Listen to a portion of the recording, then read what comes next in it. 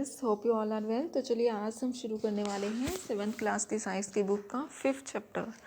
Okay, तो देखिए जिसका नाम है अम्ल, क्षारक और लवण। सबसे पहले हम अम्ल के बारे में पढ़ेंगे, जिसे इंग्लिश में एसिड बोला जाता है। ठीक है, तो अम्ल क्या होता है?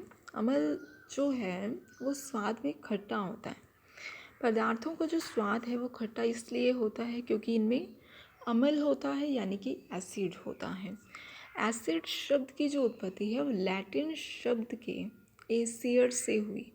लैटिन शब्द एसियर से हुई है और जिसका अर्थ होता है खट्टा।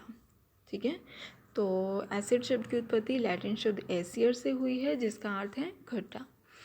जैसे दही खट्टी होती है, ठीक है, दही खट्टा होता है, नींबू का रस, संतरे का रस, सिरके का टेस्ट खट्टा होता है। तो ये चीज़ों में क्या है? एसिड है। ओके, तो क्षार क्या होता है? क्षार जो है वो स्वाद में कड़वा होता है। ऐसे पदार्थ जिनका स्वाद कड़वा हो और जो स्पर्श करने पर साबुन जैसे लगते हैं उन्हें क्षार कहते हैं। अब जो साबुन है ना, उसमें क्या है? वो बेस है, क्योंकि वो कड़वा होता है, कड़वापन होता है उसमें। ठीक है, सूचक कोई भी पदार्थ अम्लीय व या फिर क्षारकीय है और इसका परीक्षण करने के लिए विशेष प्रकार के पदार्थों का यूज़ किया जाता है। मतलब कोई भी चीज़, कोई भी पदार्थ है, ठीक है, मतलब उसका ये टेस्ट करने के लिए कि वो अम्लीय है या फिर क्षारीय है, उसका टेस्ट करने के लिए, परीक्षण करने के लिए विशेष प्रकार के पदार्थों का यूज़ किया जाता है। ठीक है, जैसे कि हम यहाँ पर लिटमस पेपर का यूज़ करते हैं। सामान्य रूप से यूज़ किया जाने वाला जो प्राकृतिक सूचक है वो लिटमस होता है। ये एक नेचुरल सूचक है। नेचुरल तरीके से हम पता लगाएंगे कि अम्ल और बेस किस किस चीज़ में है। ठीक है, तो इसे लाइकेन से निष्कर्षित किया जाता है। लाइकेन में अम्लीय विलयन मिलाया जाता है। ओके, तो लाइकेन में अम्लीय विलयन मिलाया जाता है तो उसका कलर रेड हो जाता है। ठीक है, अगर लाइकेन लिया और उसमें अम्ल मिला दिया गया, एसिड मिला दिया, मान लीजिए हमने दही मिला दिया या फिर नींबू का रस मिला दिया, ऑरेंज का रस मिला दिया, तो वो क्या होगा? रेड कलर का हो जाएगा और इससे हमें पता चल जाएगा कि वो क्या है? अम्ल है, यानी एसिड है। और अगर हम लाइकेन में क्षारीय विलयन मिला दें तो क्या होगा? उसका कलर ब्लू कलर हो जाएगा। तो ये लाल और नीले लिटमस पत्र के रूप में उपलब्ध होता है। ओके, उसके बाद देखिए उदासीन विलयन। ऐसे विलयन जो कि लाल या फिर नीले लिटमस पत्र के रंग को चेंज नहीं करते उदासीन विलयन कहलाते हैं। ठीक है, मतलब जो कि ना तो रेड कलर देंगे और ना ही ब्लू कलर देंगे। तो ऐसी चीज़ें जो कोई भी कलर ना दें, और ऐसे विलयन को हम क्या कहते हैं? उदासीन कहते हैं।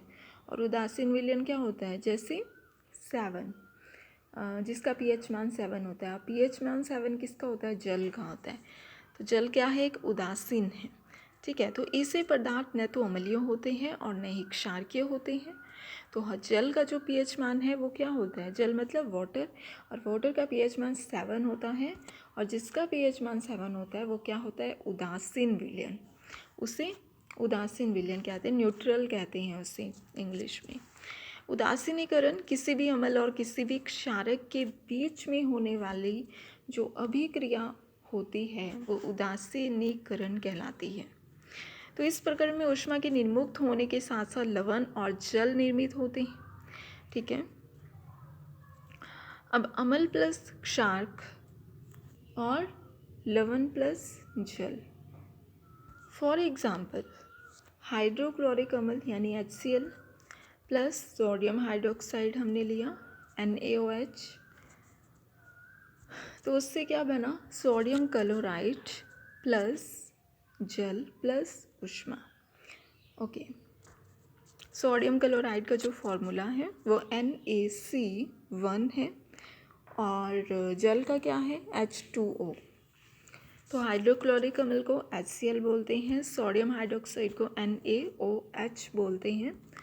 सोडियम क्लोराइड यहाँ पर लवण को कहा गया और जो सोडियम हाइड्रोक्साइड है ना वो क्षारक है, जैसा कि ये लिखा भी है अम्ल प्लस क्षारक से लवण प्लस जल। ओके, तो इसी तरह HCl अम्ल है और सोडियम हाइड्रोक्साइड क्षारक है प्लस सोडियम क्लोराइड लवण है और H2O जल। ठीक है, फिनोल्फथेलिन जिसका अभी तक यूज़ नहीं किया है तो इसे हम क्या कहते हैं, फिनोल्फथेलिन। जिसका अभी तक यूज़ नहीं किया है इसे फिनोल्फथेलिन कहा जाता है। अपाचन क्या होता है, तो हमारे आमाशय में जो हाइड्रोक्लोरिक अम्ल है वो पाया जाता है। हाइड्रोक्लोरिक अम्ल अभी पढ़ा ना हमने HCl, क्या होता है ये एसिड। ओके, तो हमारे आमाशय में हाइड्रोक्लोरिक अम्ल यानी HCl पाया जाता है। भोजन के पाचन में हमारी सहायता करता है HCl, लेकिन आमाशय में अम्ल की आवश्यकता से अधिक मात्रा होने से अपाचन हो जाता है। भोजन के पाचन में हमारी सहायता करता है, लेकिन अगर आमाशय में HCl की मात्रा अधिक हो जाए तो क्या होता है, अपाचन। तो देखिए जो HCl है वो भोजन के पाचन में हमारी हेल्प तो करता है, लेकिन अगर वो ज़रूरत से ज़्यादा हो जाए तो वो हमें नुकसान पहुंचाता है। ठीक है, चींटी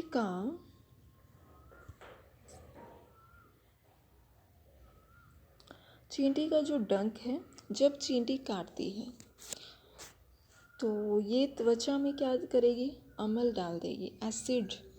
ठीक है, एसिड डाल देती है। तो डंक के प्रभाव को नमी युक्त करने के लिए खाने का सोडा, जिसे सोडियम हाइड्रोजन कार्बोनेट या फिर कैलेमाइन विलयन मिलाकर उदासीन किया जाता है। ठीक है, जिसमें क्या होता है, जिंक कार्बोनेट होता है। ठीक है, अगर त्वचा में मान लीजिए अगर आपको चींटी ने डंक काट लिया, डंक मारा, तो फिर आप क्या करोगे, क्योंकि उसने अम्ल डाल दिया तो आप उसके ऊपर खाने का सोडा यूज़ करोगे। ठीक है, ताकि वो क्या हो जाए, उदासीन हो जाए। तो मृदा उपचार, यदि मृदा अत्यधिक अम्लीय है या फिर अत्यधिक क्षारकीय हो तो फिर पौधों की वृद्धि अच्छी नहीं होती। अगर आपकी मिट्टी बहुत ज़्यादा एसिड है, बहुत ज़्यादा बेस है यानी क्षारकीय है, तो आपकी जो फसल है, आपकी जो पौधों की वृद्धि है वो अच्छी नहीं होगी। मृदा जो है अत्यधिक अम्ल होने पर उसे बिना बुझा हुआ चूना, ठीक है, यानी कि कैल्शियम हाइड्रोक्साइड जैसे क्षारकों से उपचारित किया जाता है। मृदा में खाद वगैरह डाली जाती है और इसमें कौन सी खाद डाली जाएगी, बिना बुझा हुआ जो चूना होता है जिसे कैल्शियम हाइड्रोक्साइड बोलते हैं। ठीक है, उससे उपचार किया जाता है। यदि मृदा आपकी क्षारकीय है, कड़वी है, तो इसमें आप जैव पदार्थ मिलाए जाते हैं। ठीक है, जैव पदार्थ यानी कि कंपोस्ट खाद मिलाई जाती है, जैसे पशु का जो गोबर होता है, ठीक है, वो इसमें मिलाया जाता है अगर आपकी मिट्टी क्षारकीय है। ओके, अगर आपकी जो मृदा है वो अम्लीय है तो उसमें बिना बुझा हुआ चूना मिलाएं, और अगर आपकी मृदा क्षारकीय है तो उसमें आप जैव पदार्थ जो है कंपोस्ट खाद मिलाएं। कारखानों का जो अपशिष्ट है, कारखानों के अपशिष्ट को जलाशयों व नदियों में विसर्जित करने से पहले क्षारकीय पदार्थ मिलाकर उदासीन किया जाता है।